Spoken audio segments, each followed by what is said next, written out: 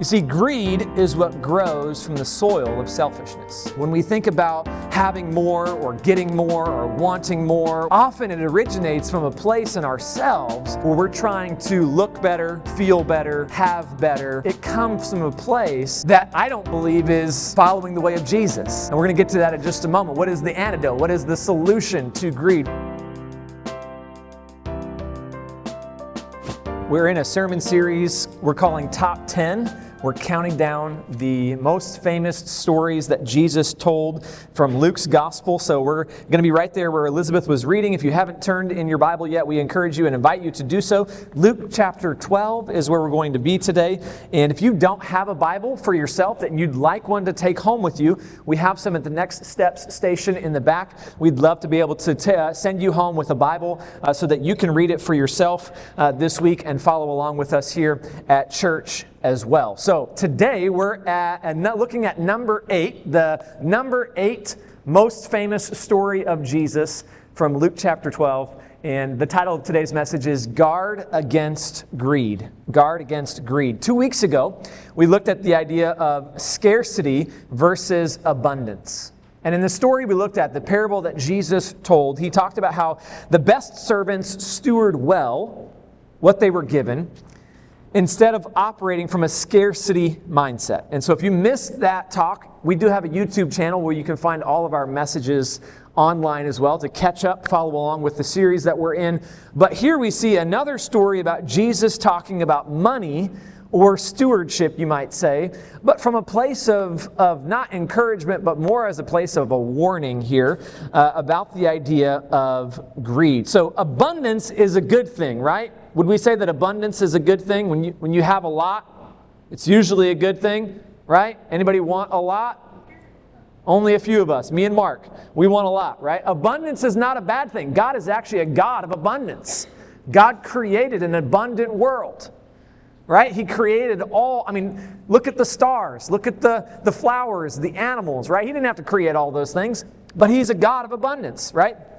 We talked about how to steward the abundance that God has given us. That's I think the key takeaway from that talk was how do we steward well what God has given to us. And today we're looking at how maybe when we don't steward well that abundance, what happens? The dark side, the flip side of that abundance is maybe where we can get ourselves into trouble, and that is this idea of greed. And so we want to look at this idea today about greed, and the best way to guard against greed is to practice generosity.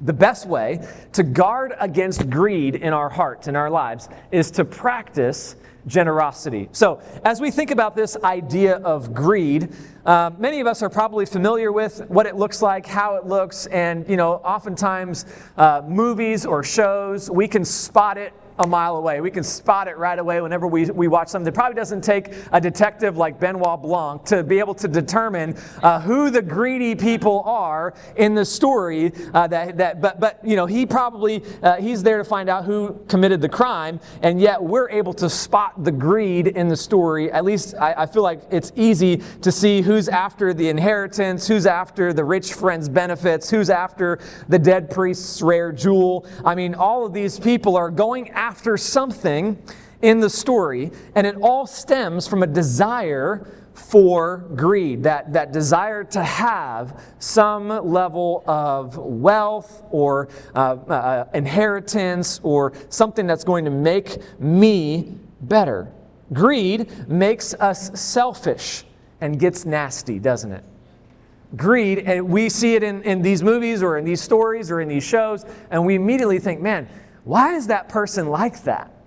Why are they so determined to get at somebody else or to get back at somebody else? And greed is what turns things nasty. But greed isn't just something that the wealthy have to worry about. Greed isn't just something that Trump or Elon or Bezos or name the person has to worry about. We can all fall prey to greed. And especially here in an American culture, in an American society, we live in a greed-heavy world. If we just look around, the people around us and maybe the people in us, right? That part of us that wants something more, that wants something greater, that isn't content with what I have, and I always need to have more. I think every single one of us has to guard against living for ourselves. So let's look at the story that Jesus told here in Luke chapter 12 and verse 13. This is the setup to the parable that Jesus tells here. Someone from the crowd, Jesus is preaching. He's waxing eloquent about very deep theological things, and then someone just pipes up from the crowd. And there's always that person, right? There's always that person who sits on the front row and just shouts out to the person speaking. And someone from the crowd says to Jesus, "Teacher, tell my brother to divide the inheritance with me." It's like right in the middle of this talk that Jesus is giving, this guy's like, hey, Jesus, hey, I know what you're saying is great, but hey, can you help me for a minute? My brother won't give me the inheritance. It's like, dude, what's going on, man? Like, where did that come from? I feel like oftentimes it's like, where did these left field questions come from when Jesus is teaching, right? And so here's what Jesus does. He takes a moment to sidetrack maybe a little bit to help this person understand this idea of the inheritance that he's looking for. In verse 14, he says, "Friend, who appointed me a judge or arbitrator over you?" And then he tells everyone in the crowd. So he kind of speaks to this man who's asking this question. Then he opens it up to the rest of the audience, the crowd that's gathered. And he says this, "Watch out and be on guard against all greed, because one's life is not in the abundance of his possessions." He says, guard against all greed. And then he says, because life is not about what you possess. Life is not determined by the things that you have. Life is not determined by the possessions that you own, the car that you drive, the house that you live in, the job that you have, the money that you have, etc., etc. That's not what gives life value. That's not what gives us success, you might say. Like, we're all looking for success in today's day and age. And Jesus says, these are the words of Jesus, not mine, okay? Jesus says, success is not about what you have. Life is not about what someone possesses. And so he then tells this parable. He tells this story. And we read it in verse 16. Jesus says, "A rich man's land was very productive. And he thought to himself, what should I do? Let's see. Man, I'll have all this stuff. What should I do with it? Since I don't have anywhere to store my crops, I will do this," he says. "I'll tear down my barns and build bigger ones and store all my grain and my goods there. Then I'll say to myself, you have many goods stored up for many years. Take it easy, eat, drink, and enjoy yourself." Now, you might read this story and this parable like I did and think, well, I'm not rich and I don't have barns and I don't have a farm, so this story must not apply to me, right? But I think there is a lesson for all of us here if we can see ourselves in the story and think about what does greed maybe look like in our lives. And like I said, I think all of us have to be aware of and guard against greed in our hearts.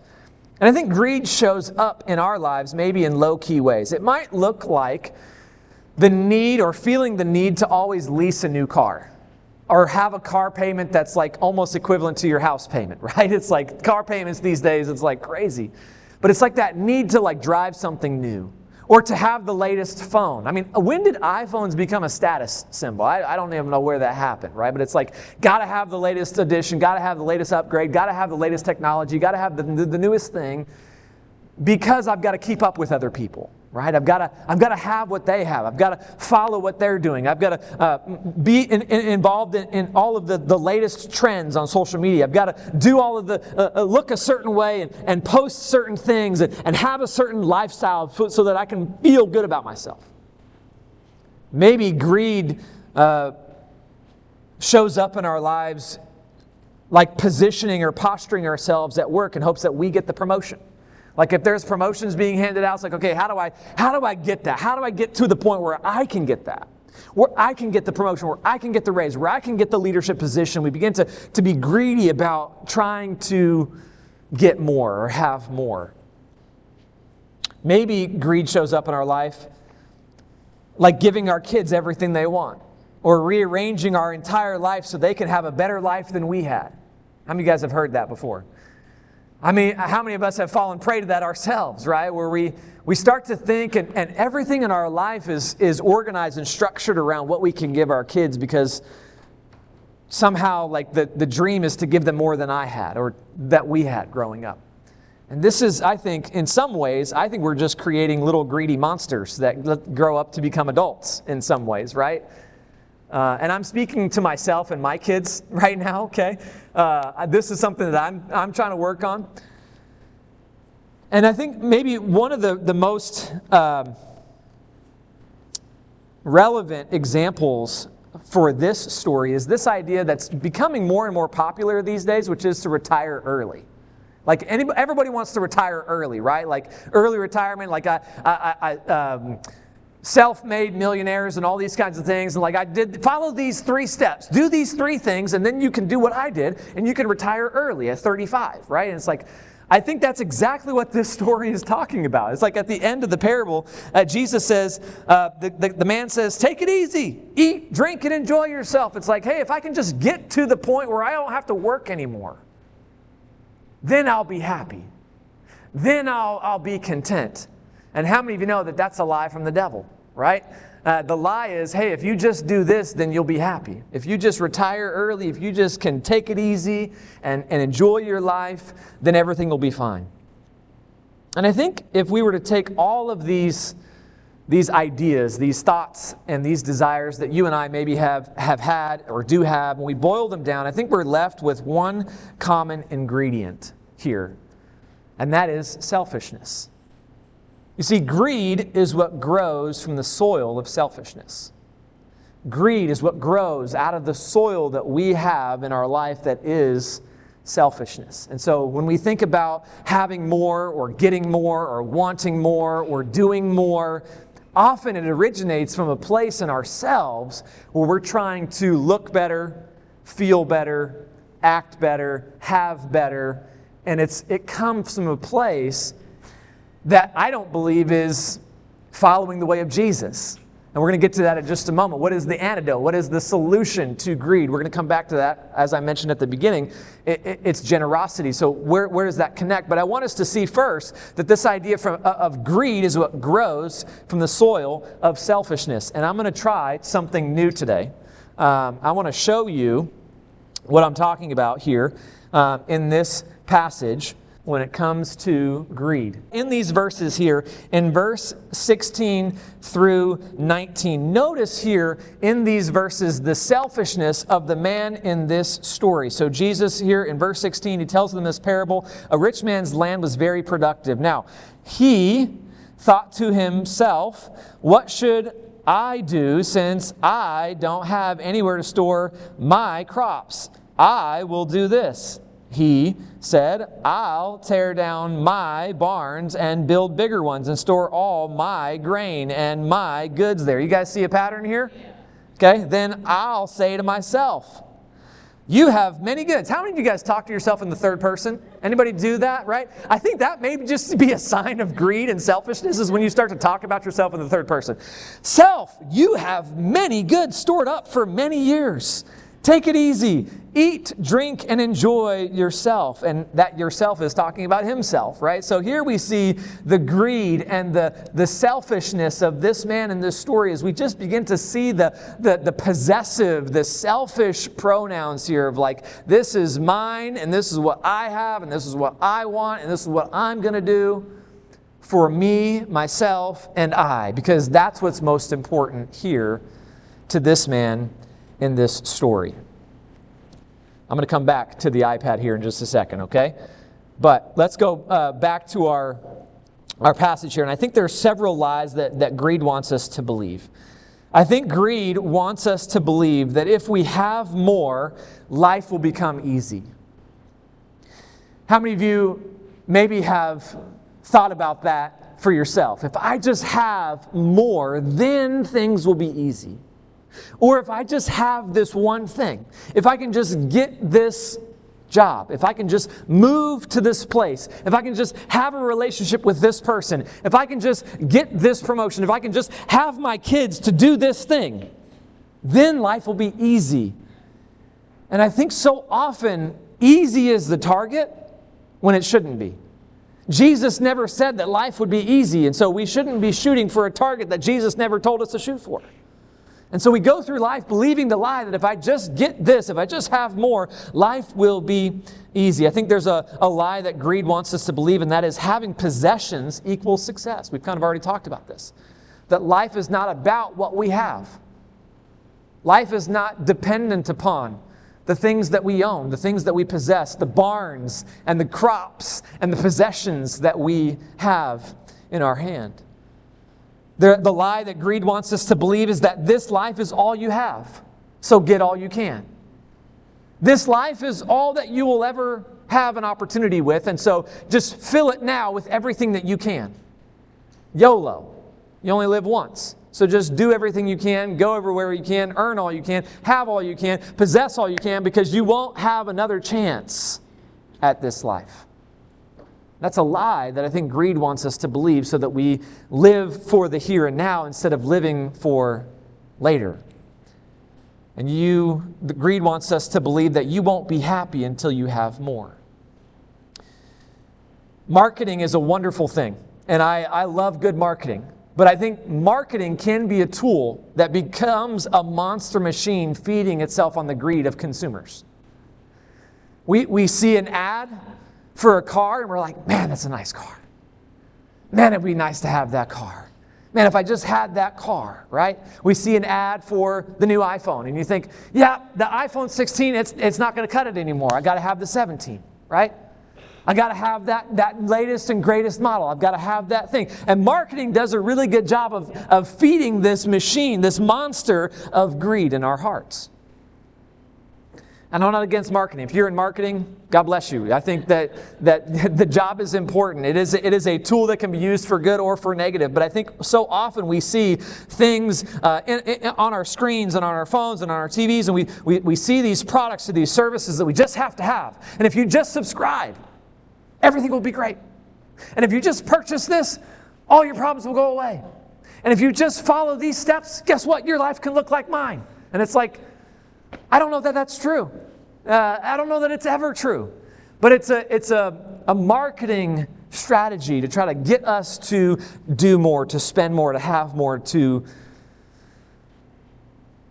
more for ourselves. And so if we look back here in Luke chapter 12 and verse 20, we see what Jesus says is the solution for the greed that's in our hearts, the selfishness that exists in our souls. In verse 20, this is where the story takes a turn. And God says to the rich fool, God says to him, "You fool, this very night your life is demanded of you. And the things that you have prepared, whose will they be?"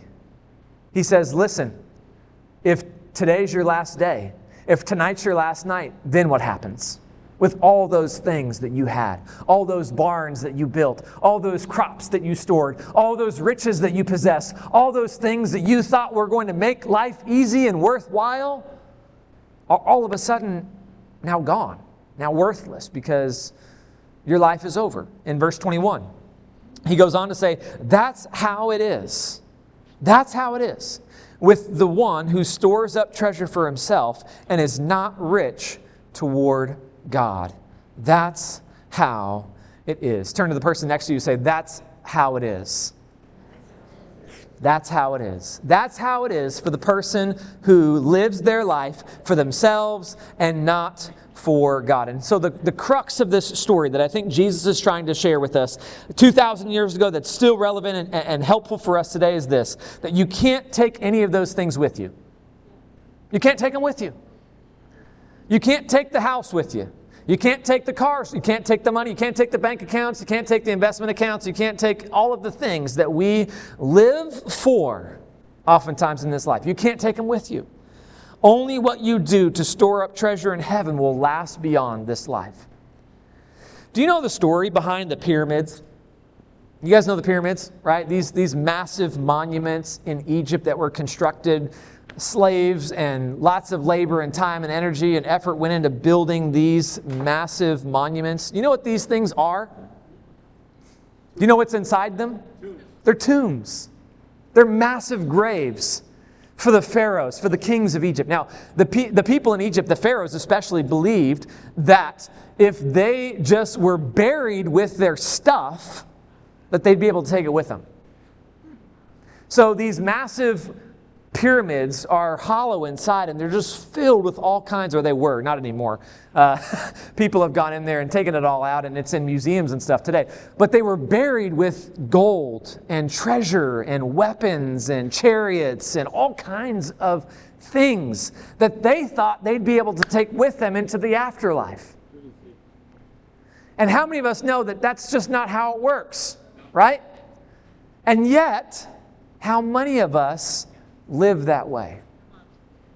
We live like we have a pyramid full of stuff that we're going to take with us after we die. And we live for those things that we can grab a hold of and take advantage of and take possession of and have to for our life now, understanding that we can't take them with us. And I'm not saying that having a house is bad. Please don't misunderstand me. I'm not saying that you shouldn't have a car.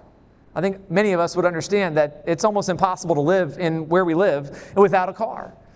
What I'm saying is there is a limit. There is a line to cross from having enough to not having enough. Always wanting more, right? Where is that line for us where we begin to become greedy people, always wanting to have this or that, or this other thing, or this thing over here, or that. And so we begin to live in such a way like pharaohs. We live to acquire, we live to possess, we live to get or to have, and somehow thinking that those things will do or last beyond our lifetime. I've shared this illustration before, but I think it's helpful to understand how we are to approach this life that God has given us to live. How many of you know that life is a gift from God?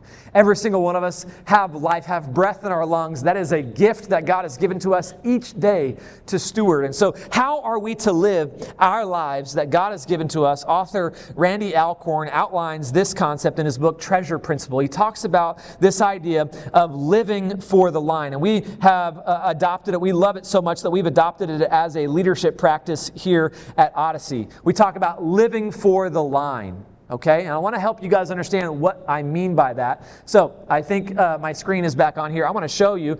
I'm just having fun up here. Is it okay if I have fun a little bit? I'm not a very good artist, but I can draw lines, okay? So what I want you to understand, when we talk about living for the line, here's what I mean. If you just imagine that all of time, all of eternity is this line that stretches from one end of the screen in eternity past to eternity future, right? Can you guys see that?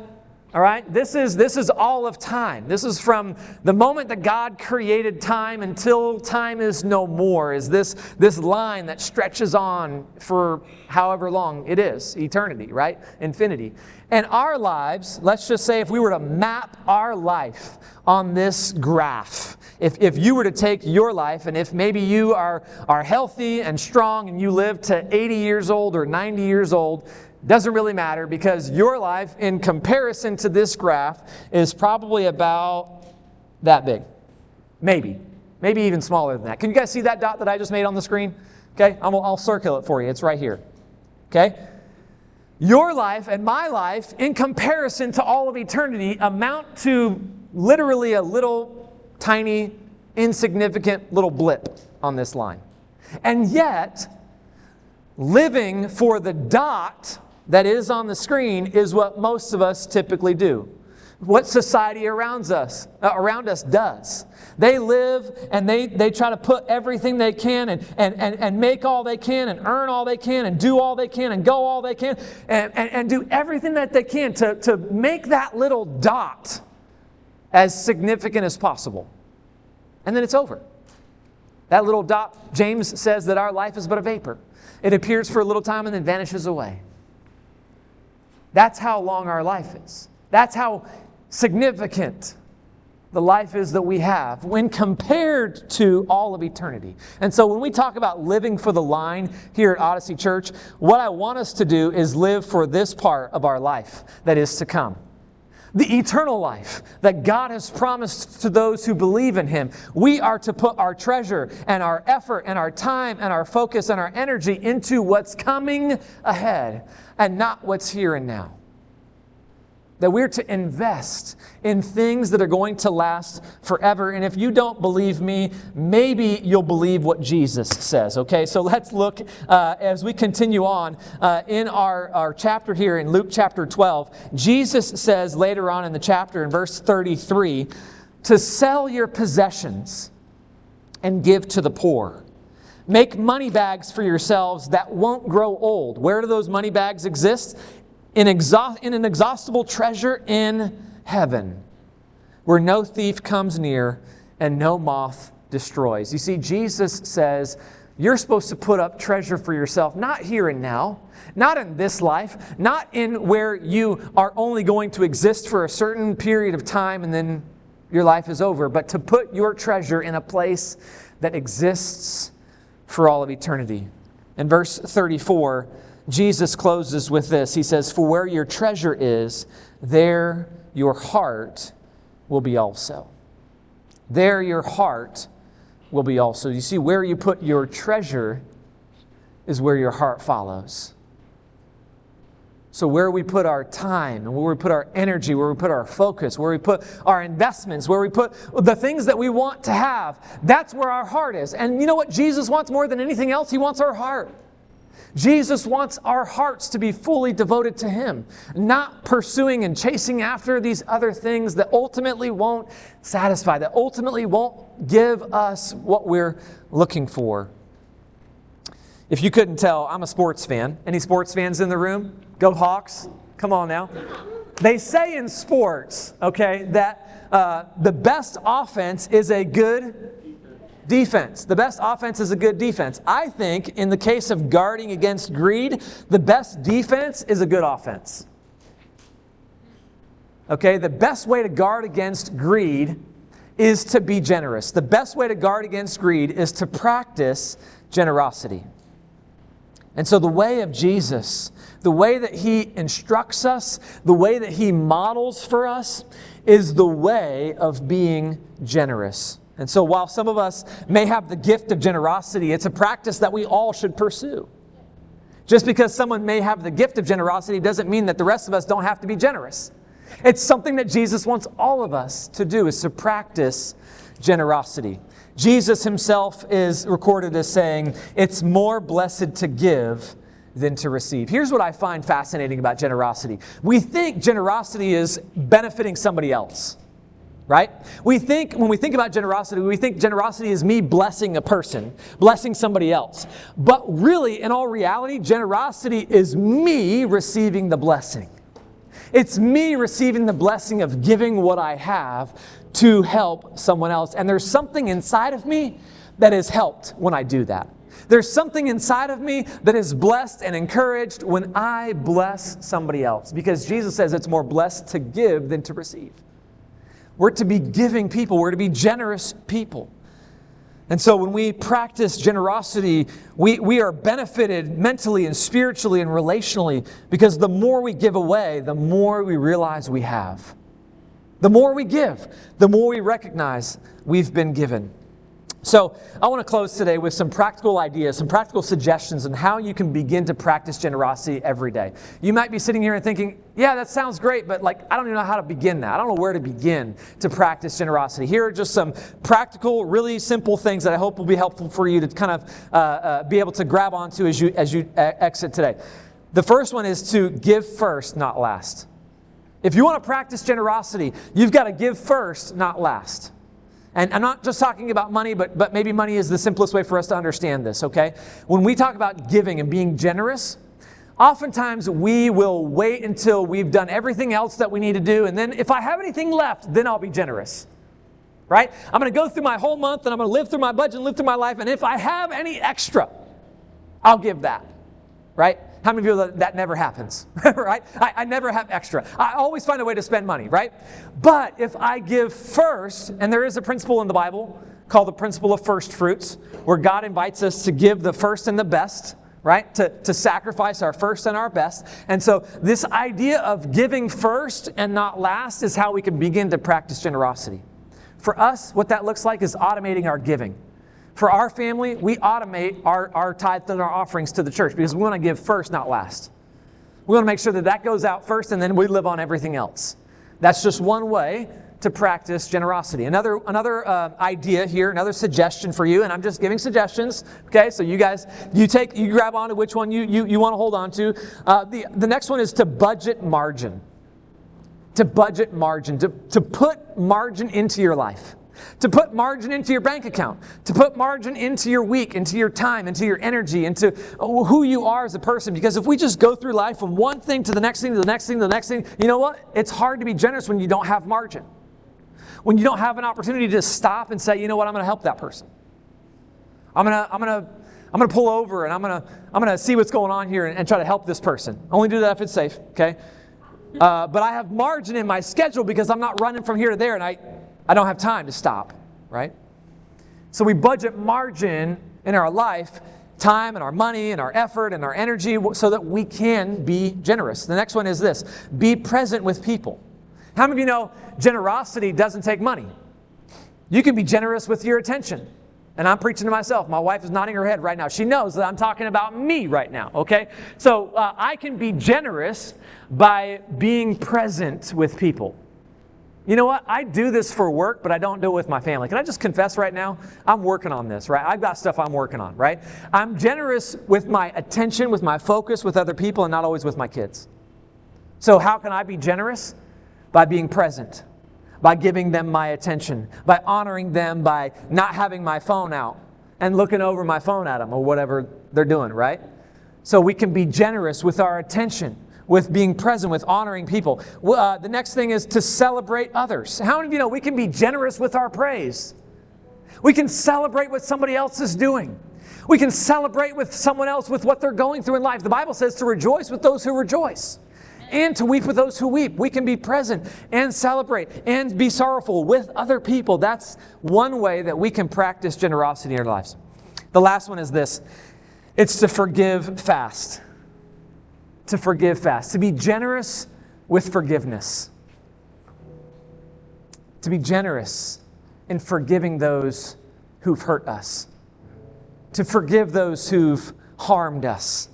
To forgive those who have done things to us that we would never want anyone else to experience. To forgive. And I know forgiveness is nuanced, and so there's a lot that can be said there, but I think one of the ways that we can practice generosity is by giving and forgiving fast. Because I believe that's the way of Jesus.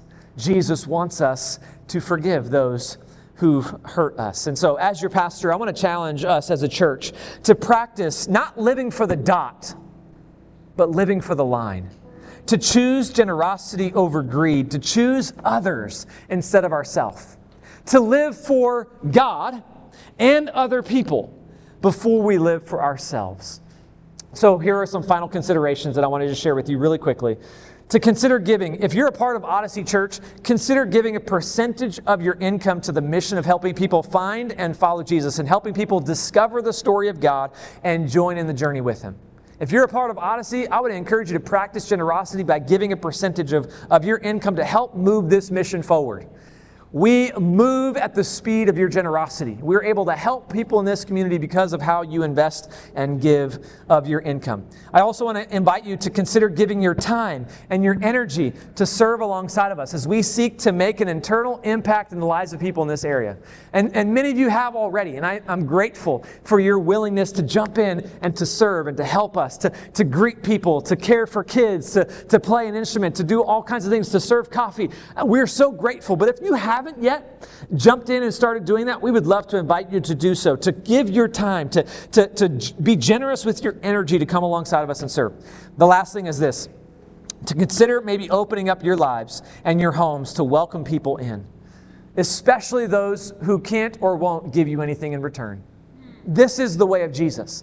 The way of Jesus is to give to those and expect nothing in return. To be hospitable to those that may never give us anything back.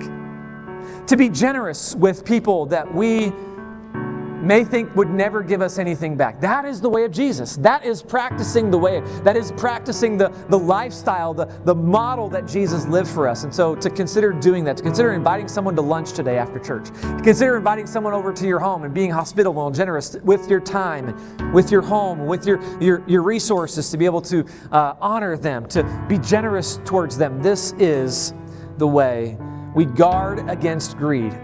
And this is the way that we follow Jesus.